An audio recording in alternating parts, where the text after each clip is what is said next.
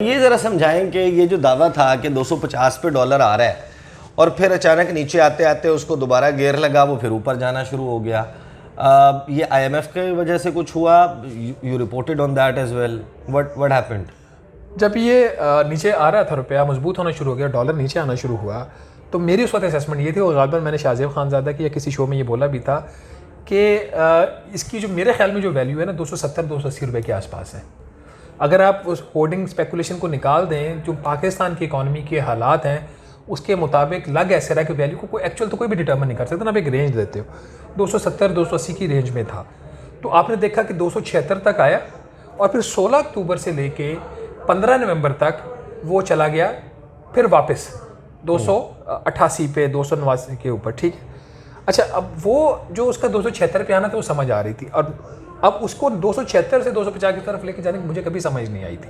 और आपने देखा कि रुपए ने फिर रिवर्स मारा, अभी भी तकरीबन 1.5-2 रुपये है उसमें रिकवरी हुई है। तो ये क्या बात है कि डॉक्टर हफीज़ पाशा को, कुछ दीगर लोगों को, इकोनॉमिस्ट को जब आप सुनते हैं, आप उनसे गुफ्तगू करते हैं, उनके आर्टिकल्स पढ़ते हैं, उनकी प्रेडिक्शंस, प्रोजेक्शंस उसको देखते हैं, वो क्यों प्रेडिक्ट कर रहे हैं कि कुछ जून जुलाई तक 345 के ऊपर चला जाएगा डॉलर जो है, और पाकिस्तानी रुपी इस तरीके से स्लाइड करेगा? What is the reason? Pakistan में जून तक कितनी अदायगियाँ करनी हैं, कितने पैसे हैं हमारे पास?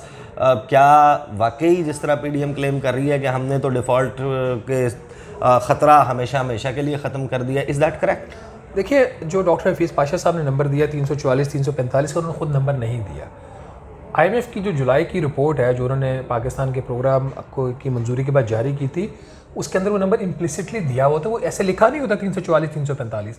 उस रिपोर्ट के अंदर से मैंने एक नंबर निकाला था कि एवरेज जो एक्सचेंज रेट जून में होगा वो 306 का होगा। ये 300 मुझे याद पड़ता, मैंने एक स्टोरी की थी, ₹1-2 ऊपर नीचे हो सकता है, वो मैंने एवरेज दिया था, और वो नंबर मैंने वर्क, और हम उसकी एक बैकवर्ड वर्किंग करते हैं। IMF कभी भी नहीं लिखता कि ये 306 होगा, उन्हें कुछ इंडिकेटर्स दिए होते हैं, उसको हम कैलकुलेट करके वो नंबर निकाल लेते हैं। सही, ठीक है, वो मैंने निकाल लिया, 306 का एवरेज था वो।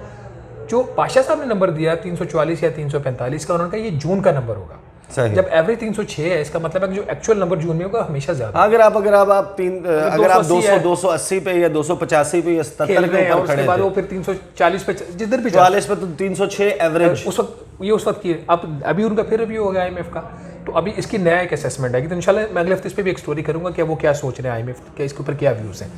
बट तो किसी को भी पैसे देने हैं? देखिए, किसी को भी, एक तो ये कि किसी को भी रैशनली डॉलर की प्राइसिंग नहीं देनी चाहिए। वो हमें नहीं पता होता इंडिकेटर्स कैसे है, तो हम एक रेंज बता रहे होते हैं, या वो चीज़ जो दी हुई होती है रिपोर्ट में। खुद से मैं तो एक्सपर्ट नहीं हूँ ना इकोनॉमी का, हम तो जनरल बात कर रहे हैं, तो मुझे तो मैक्रो इकोनॉमिक इंडिकेटर्स की समझ नहीं आती, लोगों को ज़्यादा आती होगी तो नंबर दे देते होंगे। पाशा साहब ने भी खुद नंबर नहीं दिया, IMF की रिपोर्ट से निकाला। सही है। अब पैसा कितना चाहिए? अभी जो मेरी स्टोरी कल की छपी हुई है ट्रिब्यून में, उसमें जो IMF ने हमारी इस साल की रिक्वायरमेंट्स को रीअसेस किया है, वो $25 अरब को पे किया है, जिसमें आपको ये $25 अरब क्यों चाहिए? करंट अकाउंट खसारा है उनके ख्याल में कुछ $5.5-6 अरब का है, बाकी कोई रफली कोई $19 अरब का आपका जो आपके कर्ज़ों की अदायगी है। अब ये जो $25 अरब, इसमें हुकूमत पाकिस्तान का ये ख्याल है कि 12 से $12.5 अरब ये वो कर्जे जो हमने इस साल वापस करने, लेकिन हम वापस नहीं करेंगे, उनको हम रोल ओवर, उनमें फर्दर एक्सटेंशन ले लेंगे। उसमें सऊदी अरब का कर्जा है, चाइना का है, मुत्तहिदा अरब अमारात का है, कुछ और है, तो रोल ओवर्स हो जाएंगे। तो 12 वो निकाल दें, हम $12.5। $6 अरब का कर्जा पाकिस्तान ऑलरेडी ले चुका है 4 माह में, अक्टूबर तक। पीछे बचा आपका कुछ $6-6.5 अरब का, जो इनका ख्याल है कि ये अरेंज कर लेंगे, जिसमें से $1 अरब अभी $700 मिलियन IMF से आ जाएगा, कुछ वर्ल्ड बैंक का कुछ आ रहा है $350 मिलियन को, $250 मिलियन एक और बैंक का उससे आ रहा है, और देर कंफर्टेबल कि कुछ ये चाइना से कमर्शियल बैंक्स के लोन ले लेंगे। तो दे क्लेम कि हम ये पैसा अरेंज कर लेंगे। तो इस साल की जो आपका सवाल था, IMF के ख्याल में कोई $25 अरब की हमारी ज़रूरियात हैं, जिसमें हुकूमत पाकिस्तान का ये ख्याल है कि $12.5 अरब रोल ओवर, $6 अरब हमने ले लिया, कोई $6.5 अरब रह के वो हम अरेंज कर लेंगे, जो अभी बाकी थी। यानी कि अभी इसमें कन्फर्मेशन नहीं है, बहुत सारा काम करना बाकी है। ये ज़रा समझा दें कि खान साहब का जो वक्त था, उस वक्त पाकिस्तान की रेमिटेंसेस खड़ी हुई थी, मेरे ख्याल 31-32 अरब को हिट किया था। फिर शहबाज शरीफ साहब आ गए, उनका जो एक साल का कैलकुलेशन आई वो तकरीबन $26 अरब बनी। 27 प्लस था, कोई 28 के करीब था, 27-28। अच्छा, 27-28, यानी $4-5 अरब इफेक्टिव $4.2 बिलियन कमी आई थी, की कमी आ गई। उसके बाद जो काकड़ साहब का वक्त शुरू हुआ है, वो शहबाज शरीफ साहब से भी 8-10% कम हो गया। अब टेक्निकली स्पीकिंग जो हालात पीडीएम ने क्रिएट किए या फॉर वट एवर रीजन्स, कुछ और सोशल इश्यूज होंगे, यहाँ की जो सूरत हाल थी उसको देखकर कारोबार के लिए श्रिंकिंग स्पेस, जो नंबर हमें ब्यूरो ऑफ स्टैटिस्टिक्स से पता चला कि तकरीबन 16 लाख पाकिस्तानी जो हैं वो जा चुके, और कुछ 12.5-13 लाख तो 11-12 महीने में शहबाज शरीफ साहब के चले गए थे। अब टेक्निकली स्पीकिंग जब ज़्यादा बंदा जाएगा, ऑन एवरेज अगर आप 12 लाख बंदों का $100 फ़ी कस भी लगा लें कि वो पाकिस्तान वापस भेजता है, ज़्यादा नहीं भी भेजता, तो हमारी तो रेमिटेंसेज और लोग जो बाहर रहते हैं उनकी इनकम में इजाफा हो रहा है मुसलसल। जाहिर है कि जो बंदा 2 साल पहले जिस वेज पे काम करता था आज तो नहीं करता, आज वो ज़्यादा कमा रहा है, तो टेक्निकली हमारी तो उसमें इजाफा होना चाहिए रेमिटेंसेज में। Why there is a dip, और इसमें मुसलसल गिरावट क्यों है? इसमें 2 फैक्टर्स हैं। एक तो ये कि ये जो पाकिस्तानी बाहर जाके काम करते हैं, कितने लोग ज़्यादा जा रहे हैं कम जा रहे हैं, ये सियासी तौर पर इसको इस्तेमाल किया जाता है कि हालात इतने ख़राब हो गए लोग मुल्क से बाहर जाना शुरू हो गए।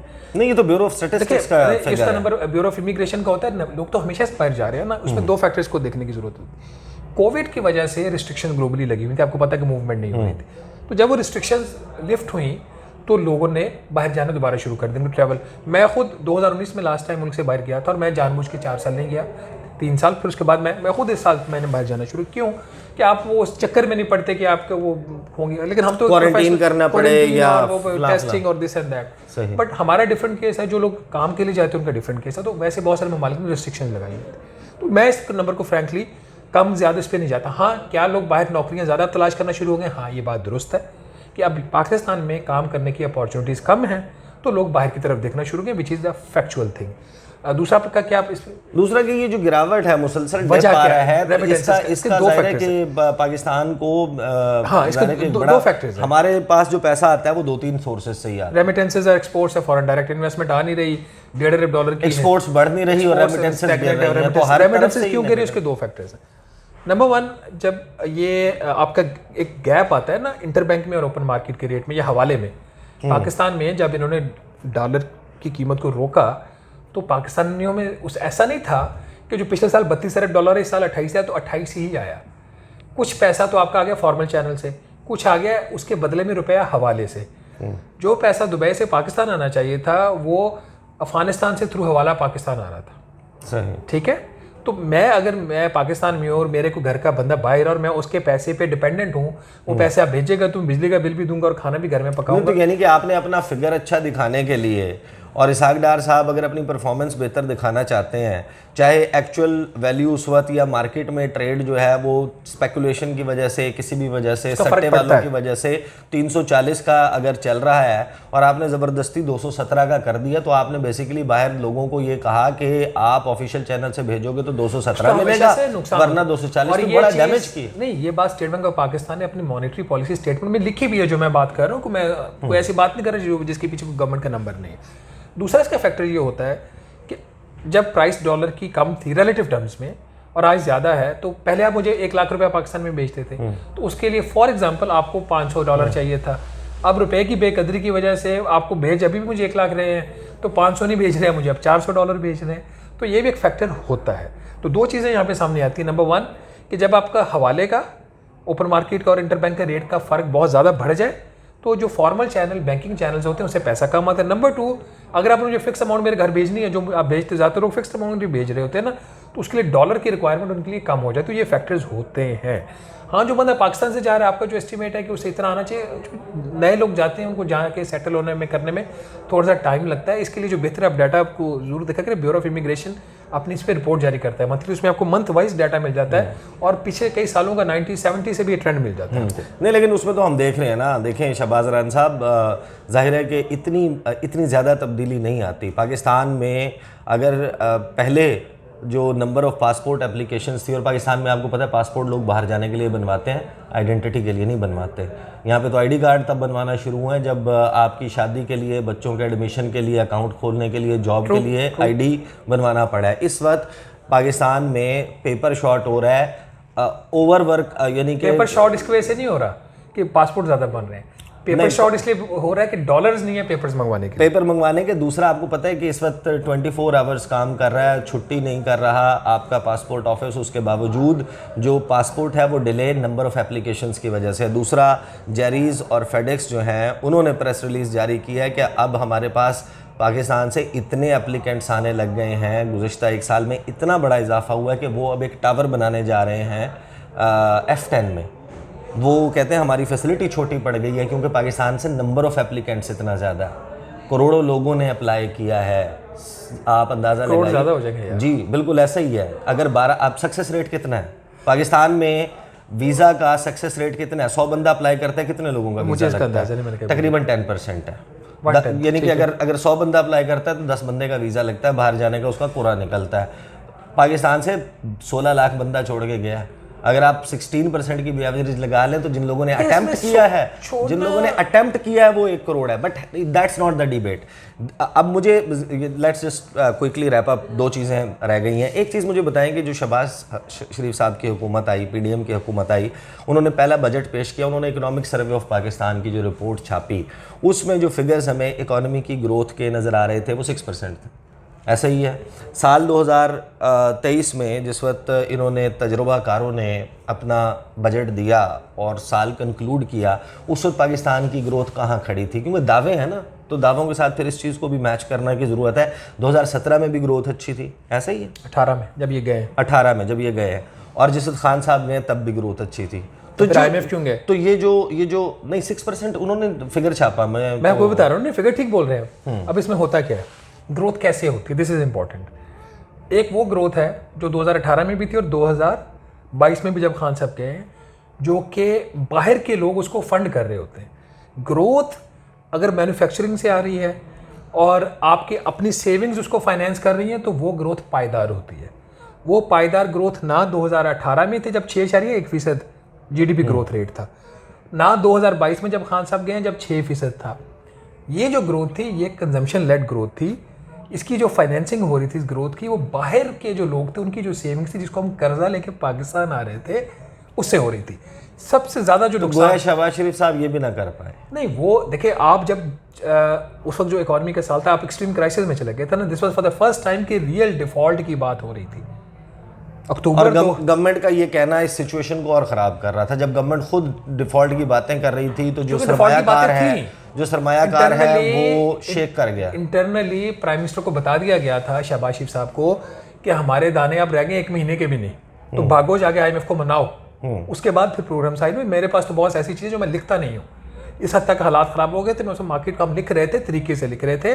अगर हम ये लिख देते कि वजारत ख़जाना के फ़लां बंदे ने प्राइम मिनिस्टर को जाके ये बताया कि अब दाने ख़त्म हो गए हैं, भागो पकड़ो IMF के पहुँच जाके, तो फिर आपका प्रोग्राम साइन हुआ था। हमने करेक्टिव मेजर्स लिए थे। पिछला जो प्रोग्राम नाकामी पे ख़त्म हुआ था, जो इमरान खान साहब ने साइन किया, जिसको आगे टेक ओवर किया इन्होंने, PDM की गवर्नमेंट ने, नाकामी पे इसलिए ख़त्म हुआ था, इसलिए नहीं ख़त्म हुआ था कि IMF प्रोग्राम नहीं करना चाह रहा था या अमेरिका कोई प्रॉब्लम क्रिएट कर रहा था। नाकामी पे इसलिए ख़त्म हुआ कि हम वो प्रोग्राम नहीं करना चाह रहे थे, ठीक। और वो प्रोग्राम नाकामी पे ख़त्म हुआ कि उसके एक और फिर प्रोग्राम ने जन्म लिया। सही। वो जो प्रोग्राम था उसने आपको दी है ऑक्सीजन।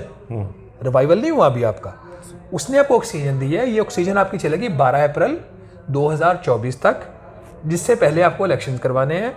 अगर आप चाहते हैं कि आपकी ऑक्सीजन जारी रहे 12 अप्रैल 2024 के बाद भी, तो इलेक्शन करवाएंगे, एक गवर्नमेंट आएगी, वो फिर अगला 3-4 साल का वॉट एवर पीरियड जो एग्री होता है, इसका भी एक नया IMF का प्रोग्राम प्लान करेंगे। वो भी ऑक्सीजन होगी, रिवाइवल नहीं होगा।